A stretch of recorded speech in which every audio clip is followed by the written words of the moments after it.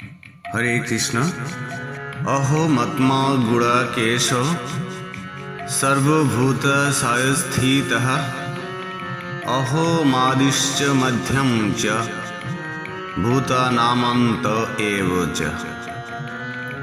भगवान श्रीकृष्ण श्रीमद् भगवद गीतार दशम अध्याয়ের 20 নম্বর শ্লোকে অর্জুনকে কেন গুড়াকেশ বলে অভিহিত করেছেন। গুড়া শব্দের অর্থ হচ্ছে ঘুম, আর কেশ শব্দের অর্থ হচ্ছে চুল বা যা আচ্ছন্ন করে। যিনি ঘুম, আলস্য এবং তামসকে জয় করেছেন বা এগুলোর উপর যাঁর পূর্ণ নিয়ন্ত্রণ আছে, তিনিই গুড়াকেশ।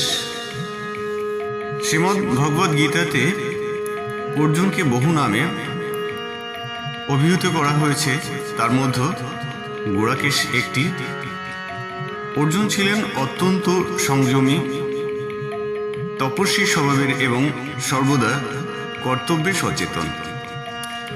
তিনি দীর্ঘ সময় জাগ্রত থেকে সাধনা, যুদ্ধ প্রস্তুতি এবং ধ্যান এগুলো করতে পারতেন। ঘুম বা আলস্য বা তামস কখনো তার কর্মে বাধা হতে পারত না।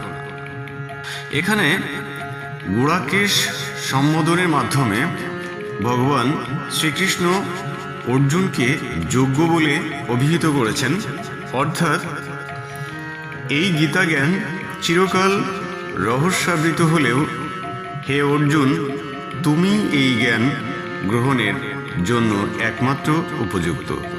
তাই অর্জুন শুধু ধনুর্ধারী মহাবীরই নন, তিনি মহান আত্মসংযমের প্রতীকও।